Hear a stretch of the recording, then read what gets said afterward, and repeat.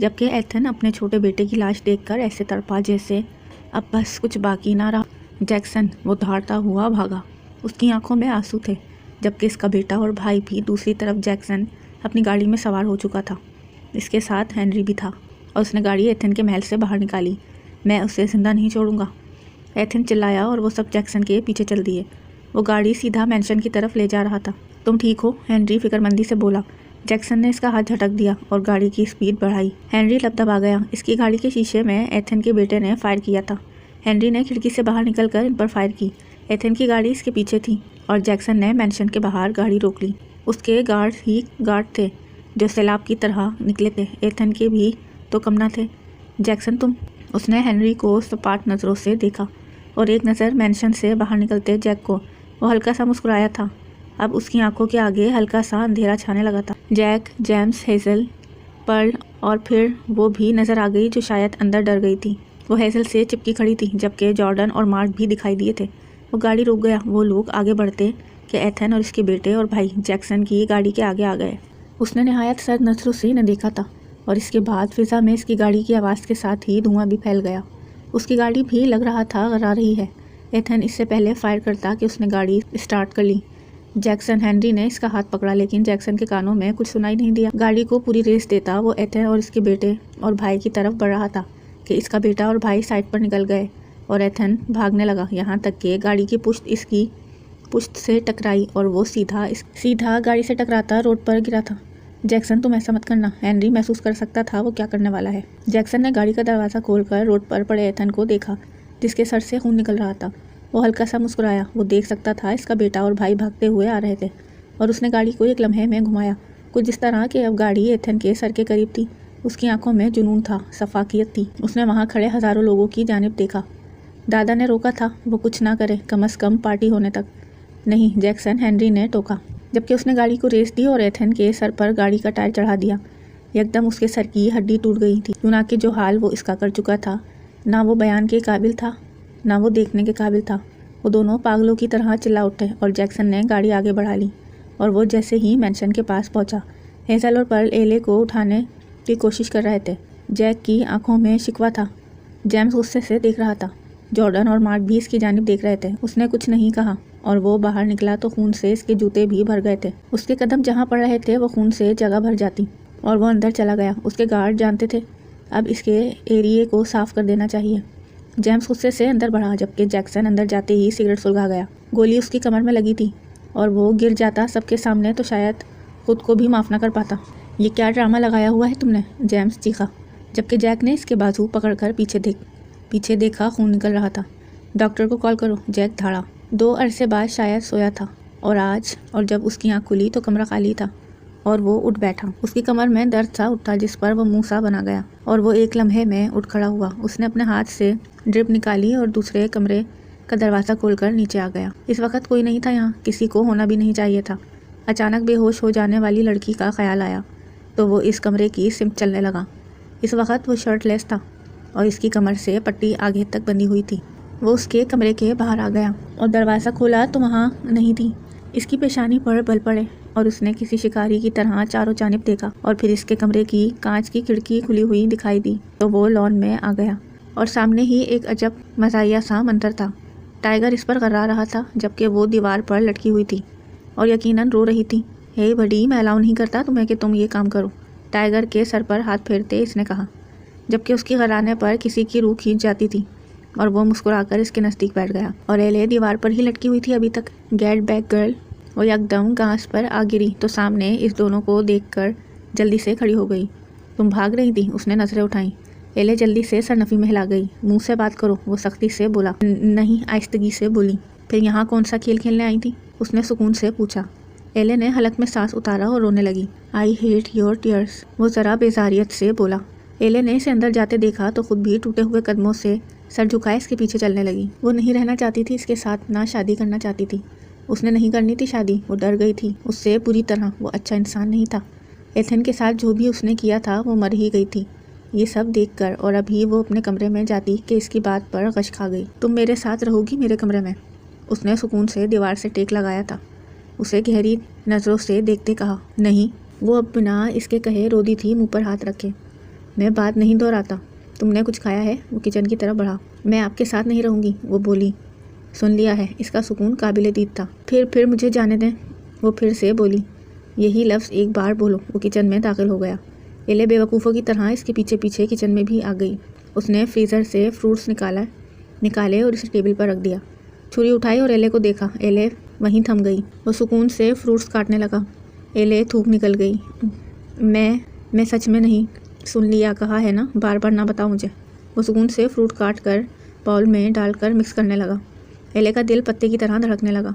बैठो, उसने हुक्म दिया। नहीं, वो हिम्मत बांधती बोली। जैक्सन इसके पास आया और उसे पकड़कर चेयर पर बिठाकर बाउल इसके आगे कर दिया और इसके सामने बैठ गया।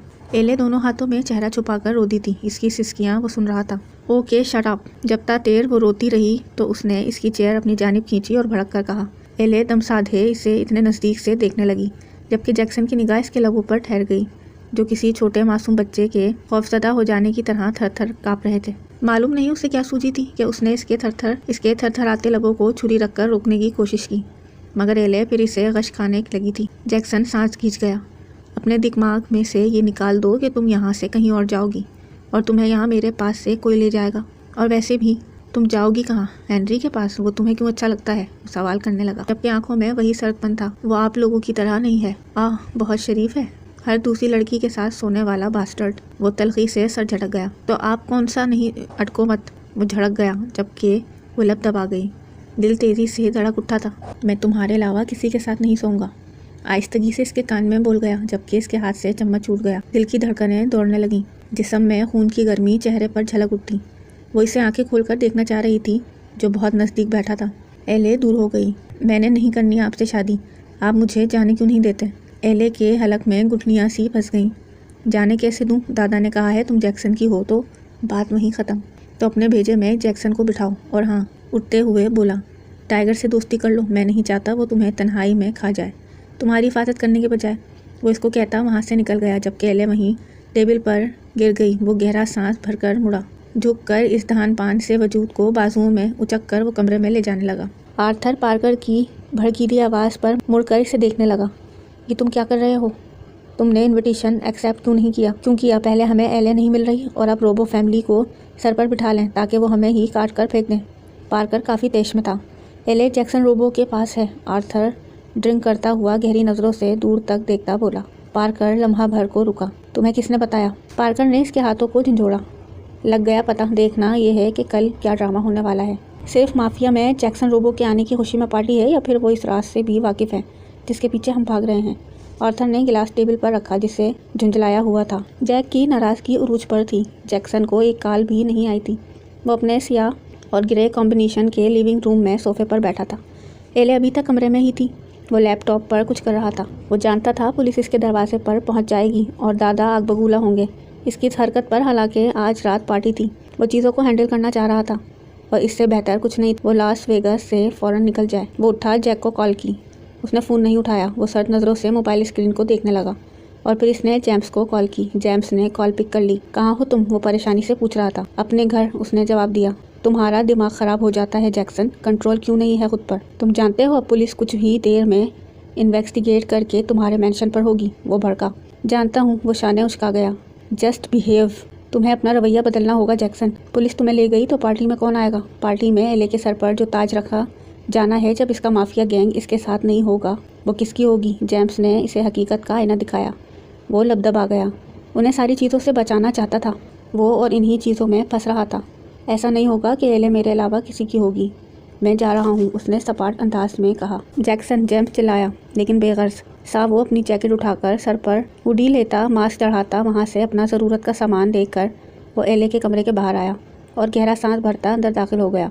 वो बिस्तर पर एक नरम मुलायम फूल की तरह पड़ी थी। वो इसके नज़दीक आ गया, झुककर इसका चेहरा देखा और फिर इसने इसे बाजुओं में उचक लिया। ज़्यादा वक्त नहीं था। ये काम वो फुर्सत से जहाज़ में भी कर सकता था। हेनरी से वो कल से बात नहीं कर रहा था। सब चीज़ रेडी थी। वो गाड़ी में सवार हुआ और वो ज़रा भी ना हिली, अभी भी सो रही थी। क्या नशा करके सोई थी? वो सर झटकता, अपने काम पर फोकस करता, अपने प्राइवेट जेट की तरफ आया। जैसे ही वो सवार हुआ तो हेनरी की मनूस शक्ल देखकर गुस्सा सा चढ़ा और इसने एले को अपनी सीट पर पटक दिया। और वो एकदम उठ गई। जैक्सन सर झटक गया। यहाँ उसे नींद नहीं आती थी और वो नींद में मगन इतना थी कि ज़रा जो सफ़र के दौरान जागती हो और अब पटकने पर जाग गई थी। सॉरी यार, हेनरी शर्मिंदा हुआ। मैं तुम्हें यहाँ से बाहर फेंक दूंगा, दूर रहो मुझसे। जस्टन, उसने पायलट को पुकारा और सर के इशारे से कुछ कहा तो वो उड़ान भर गया, जबकि एले अब भी समझना चाह रही थी वो यहाँ कैसे आई और क्या कर रहा था। प्लीज़ यार, सॉरी ना, नहीं जानता था। वो दोनों हाथ खोल चुके और एकदम जैक्सन इसकी गर्दन अपनी फौलादी गिरफ्त में जकड़ गया। एले काँप उठी। हटें, छोड़ें इन्हें, आप बहुत गंदे हैं, आप सबको मारते हैं, आप जालिम हैं, पार्कर से भी ज़्यादा जालिम। वो रोते हुए जैक्सन के हाथों पर थप्पड़ बरसाने लगी, जबकि जैक्सन ने जिस तरह उसे तैश खाती नज़रों से देखा, इसी तरह हेनरी इसके बोलने पर हक्का बक्का सा रह गया। जैक्सन को शदीद तप चढ़ी थी। वो सिर्फ इसके सामने बोलने का हक रखती थी, फिर किसी और को इस राज में क्यों शामिल किया और हेनरी के लिए इस तरह तड़पती कि अपना राज खोल दिया। एले को जब एहसास हुआ तो वो आंखें फाड़े अपने मुंह पर हाथ रख गई। तुम बोल सकती हो, हेनरी खुश हुआ। एले, तुम बोल सकती हो यार। वो बेहद खुश दिखाई देने लगा। एले इसकी आंखों में देखने लगी। वो इसके बोलने पर कितना खुश था। हाँ, वो कितना अच्छा इंसान था। इसके बोलने पर भी खुश हुआ था। वो मुस्कुरा दी। तुम सच बताओ, क्या तुम बोल सकती हो? बोल सकती थी, फिर तुम क्यों? वो इसके बाजुओं को झंझोड़कर बोला। एले की आंखों की नरमी जैक्सन के वजूद को सुलझा गई। वो मुस्कुराती नज़रों से इसे देख रही थी। जस्टन, उसकी धाड़ गूंजी। टेक ऑफ करो, सर्द नज़रों से कहा हेनरी ने एले पर से हाथ हटाते। जैक्सन, सॉरी, मैं अब इंटरफेयर नहीं करूँगा, वो बोला। वो चुप रहा। एले डर गई। हेनरी नफ़ी में सर हिलाने लगा और वो कुछ ज़्यादा ही नाराज़ था। जस्टन इसके हुक्म पर जंगल के बीच में उतार चुका था। आउट, जैक्सन ने संजीदगी से कहा। हेनरी मुंह बनाकर बाहर निकल गया। और ये बात किसी को ना पता चले, जैक्सन ने इसे वार्न किया, जबकि वो सर हिलाकर निकल गया। ये क्या बात थी कि जैक्सन जानता था और वो नहीं? एले इसके साथ रहती थी, फिर भी वो नहीं जान सका, लेकिन इसे एले से ज़्यादा जैक्सन की फिक्र हो रही थी, जो इस पर बरहम था। हेनरी बाहर निकला तो एले की सिसकी गूंजी। जैक्सन मालूम नहीं क्यों अपना आप कंट्रोल नहीं कर पा रहा था। उसने दांत पीस कर इसकी जानिब देखा।